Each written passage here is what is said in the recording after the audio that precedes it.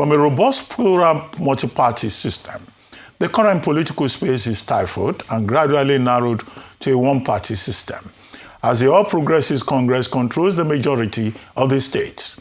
The once dominant People's Democratic Party, the Labour Party, the Social Democratic Party have all been infiltrated and have become shadows of their once vibrant entities.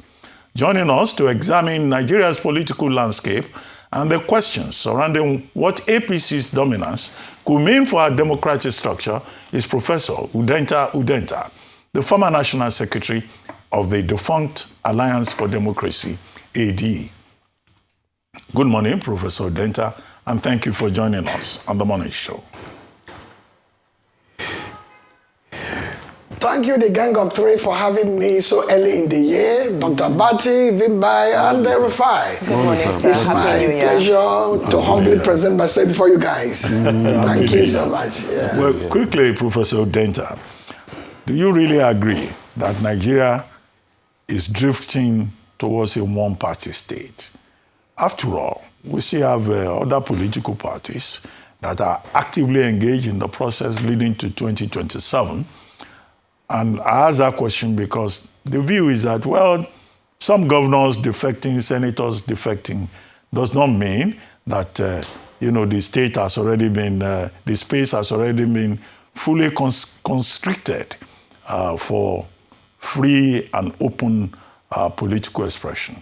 And if you say yes, we're drifting towards one-party state, APC dominating the space, what does that what are the implications for our democratic culture and process? Let me frame the conversation, the question you put out to me this way. We have been through this circuit before in the past. I read somewhere some days ago that 2015, that former President Jonathan had 28 governors. The bulk of National Assembly and State Assembly and infrastructure across the country to have delivered him comfortably for re-election in that year's election. He lost and conceded to Mohamed Buhari, now late. In this studio and several other studios, not just on the Arise platform, I've talked about the flatulence of the APC is overgorging and ultimately is disgorging, because flatulence will lead to obesity. It's already happening in Rivers State. It could be a signpost for systemic disorder within the parties in administrative infrastructure somewhere down the line. But beyond that, a multinational, heterogeneous, diverse country will of course resist the emblem of a multi-party, single-party democracy, one-party state. Any attempt by the APC to achieve what it set out to accomplish in the past 2.5 years will fail. Politicians, you must understand, are ghosts. They meander around. But 1 to 2 ago, ADC wasn't really something you can talk about as a party, to reckon with. But with the movement in the Southeast and across the country of the obedience and P2B, it has reinforced that particular platform. PDP remains a very viable, vibrant opposition, but now with deep legal challenges. If it gets out of the legal challenges good enough time before the season sets upon us sometime, maybe mid this year or second quarter this year or thereabout, the party will still have a lot to say going forward. Labour Party and SDP may have deeper institutional disabilities because of the hijack politics already occurred there, and ADA didn't get registered. My own take is that at the end of the day, Nigerian politics has a way of balancing itself and rebalancing itself, its imperatives, its direction or trajectory, and ultimately the contestation for power. By the time we finish all the primaries election, I can bet you the APC will be leaner, slimmer, and other parties going to pick up the pieces. By the time we go to the election, there'll be a balance of forces between 2 or 3 parties somewhere down the line. It's a conversation that is going to keep on occurring as we move deeper and deeper into the transitional phase. Number 2, it is not by accident where we are. There's a project of dismantling the guardrails of democratic governance, spiritedly and consciously and intentionally prosecuted by this government. Number 1 is shrinking empowered civic spaces. I'll just give the example of the Unity Fountain that Jonathan allowed as a sanctuary of those who oppose him to bring back the gears from where they took off, locally and globally, and ultimately he paid the price. But as a Democrat, he accepted the reality of empowered spaces. From NSAS in 2020 to end hunger bag governance in 2024, the repressive state apparatuses were unleashed. by the Buhari regime and the current Bola Tinubu administration to repress in the civic spaces in order to ensure that that guardrail that protects our democratic infrastructure crumbles. The National Assembly that ought to become a bulwark of resistance of a sort, separation of powers in a democratic order, being the first tier of government, has suddenly disappeared from the space, including the tax issues. They've not even gone far as they should have gone. Number 3, labor centers seem to have simply fled. They want terror financing. Charges were leveled against the president of NLC. That NLC is now shadow of itself. The media is hounded from space to space, giving the cyber laws and other excruciating restrictions on media freedom and civil rights. And finally, the political parties, like you observed, Dr. Bati, have facing the firestorm of massive intrusiveness, intervention, and the destabilization from outside. Okay. Finally, the criminal justice system has been weaponized. Okay. And that's what brings me to the conversation you guys had with the spokesman of the EFCC the other day, either a day or two. And I was amused by the lies that he was dishing out, that EFCC is above partisan, because you've made several very weighty statements. You started by almost sort of giving credence to the ability of Nigerian politics or the Nigerian political space to self-correct, because you said, we've seen this before and things have a way of just balancing themselves out. But isn't that on its own an indictment on the failure of the institutions that are supposed to regulate the space? So what do? Do we just submit ourselves to the politics of strong men? Or is there any way for us to actually reset and start again and rebuild the institutions that are supposed to make this democratic process a level playing field? The problem is that the foundation of this republic was occasioned by what I can call multiple layers of possibly, birth crisis or congenital abnormalities. That means we rush into a transition platform and framework that were not suited for the kind of society and environment we have. The parties then were 3, including Alliance for Democracy and Defunct, as pointed out. We didn't want the military to stay in there longer. We wanted them out of the way. And it went out of the way. With the Constitution, we least understood. We didn't even see the sacred document given to us, not prepared by the people. And ultimately, we just wanted everything to just take on a clean slate. It didn't happen. Today, 26 years, we have sustained democratic culture at the level of form, not at the level of content, which is what you're talking about. Content is deepening institutions, strengthening those guardrails, and ensuring that our democracy is driven not by strongman politics, but by rule of law. A nation not of men or women, but a nation of laws. We haven't gotten there. The second debilitating condition is, of course, the lack of ideological clarity and philosophical foundation for the political parties, including the existing ones today. That's why you find the crossovers from one party to the other with reckless abandon, without any moral imperative or moral compass or moral contour. That means anywhere I can find safety, anywhere I can find some opportunity to advance my political agenda, I move in there. That's why parties will rise and fall until we begin to institutionalize and domesticate ideological prerogatives in formation and running of our political parties. But as I was saying, part of the challenge too is the state itself, when it is weaponized against the opposition. And again, I was giving an example of the EFCC spokesperson. It's important Nigeria should listen to this. He talked almost solemnly. EFCC is above board, above partisanship, and then with the issue of the Bauchi State governor and Bauchi State or Malami and other individuals. And the question is this: 2022 or thereabout, or before then, 2020, Ayo Salami panel on judicial panel on the EFCC. Where is the report? If it was not proclaimed by the last government, why hasn't this one proclaimed it? What has happened to Mago, the former chairman who was removed from office on certain charges, including the current chairman? Chapter 9 of that same report seems to have indicted him. Has he responded to that? And when you talk about the immunity governors have, you can actually investigate governors, but discreetly, quietly, and solemnly, because you don't want to disrupt the governance of their state. When they talk about immunity, from prosecution, it's not because they're above the law, but they want that 4 years or 8 years time to pass, then we descend on them. But when you now insert the name of a governor like that of Bauchi State and say he's part of terror financing, it is criminal law. That is defamatory. It is not investigation. It is persecution. You're actually trying to do what hamstrung him and his ability to run his state, and even put a cover, a cloud of uncertainty around his moral ability. So the point is that when you begin to deploy state institutions like the EFCC, the way and manner is being done, and I ask you to ask that spokesperson next time he comes around. And I've known present with individuals I'm going to mention.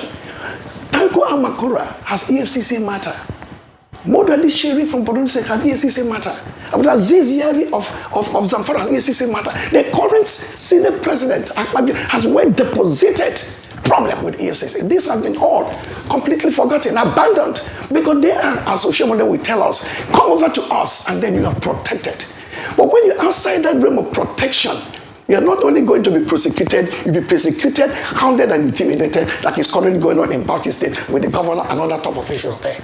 Broadly speaking, therefore, if you weaponize the criminal justice system the way they did, even with against the anti-hunger and anti-governance, bad governance protest, small boys, less than 18 years. I can hear you. Can you hear me?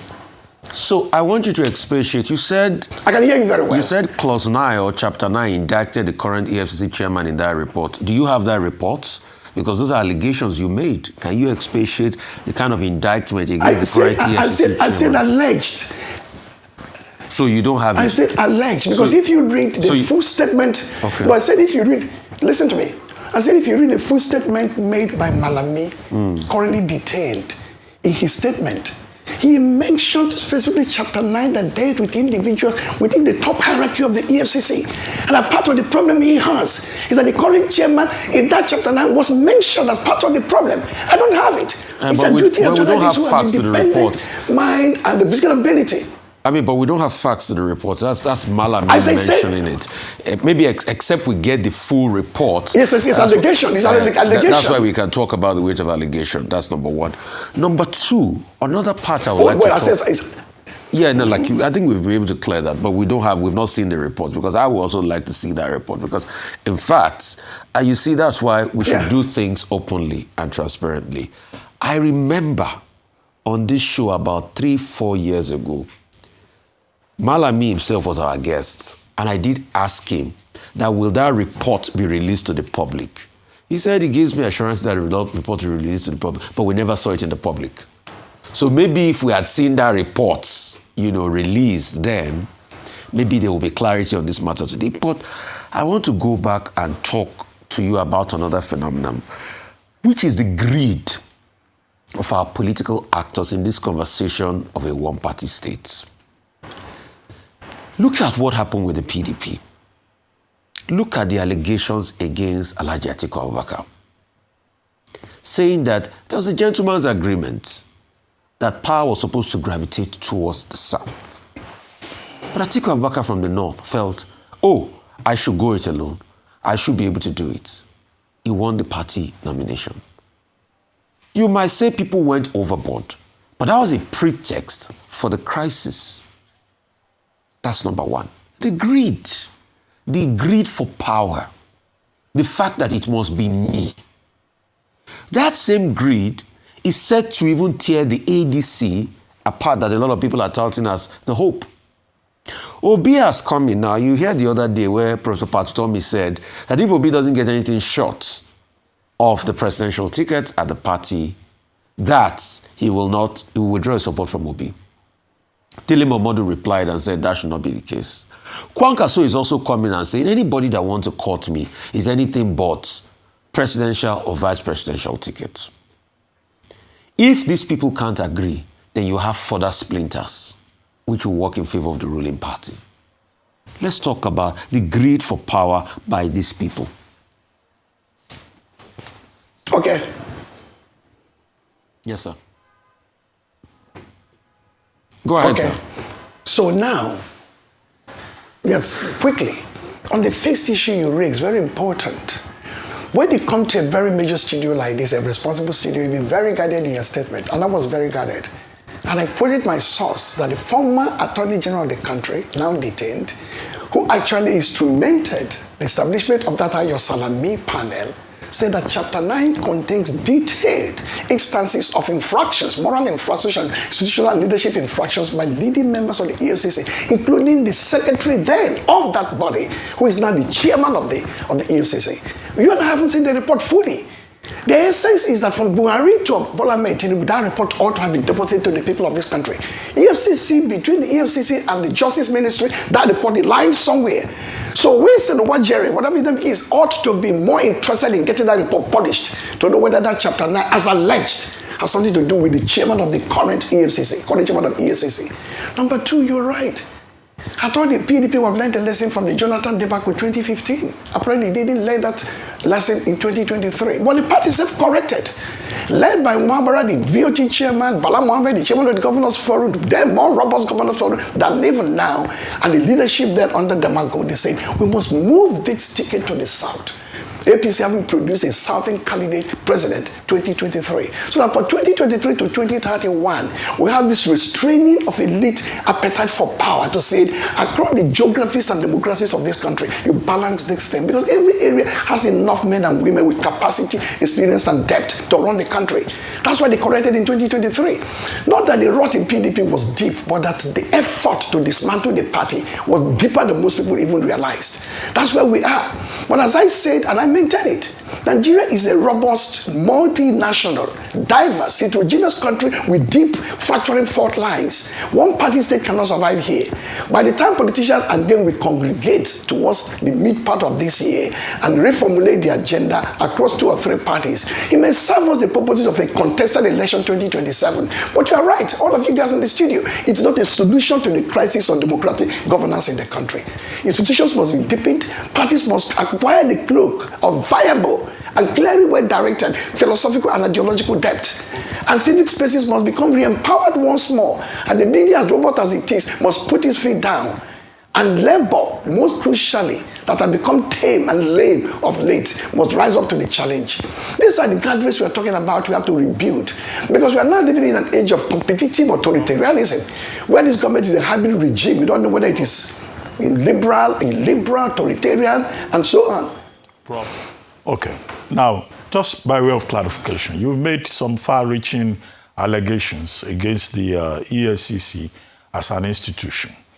Now, I'd like to ask you, does the fact that a man has immunity under Section 308 prevent the EFCC from investigating such persons, whether it's his governor or the vice president or the president? That's number one.